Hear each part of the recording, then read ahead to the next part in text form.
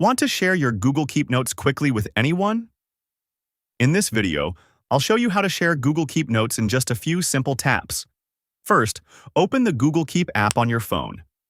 Now open the note that you want to share with someone. At the bottom right corner of the note, tap on the three dots menu to open more options. From the list, tap on Send. Next, you'll see different apps and sharing options available on your device. You can choose Gmail to share the note through email, or select messaging apps and social media apps to share it instantly. If your preferred app is not visible, tap on More to see all available sharing options on your phone.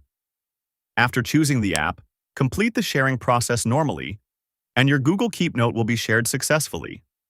So that's how you can easily share notes from Google Keep on your phone. I hope this video helped you out. Don't forget to like the video and subscribe to the channel for more helpful tutorials. Thanks for watching.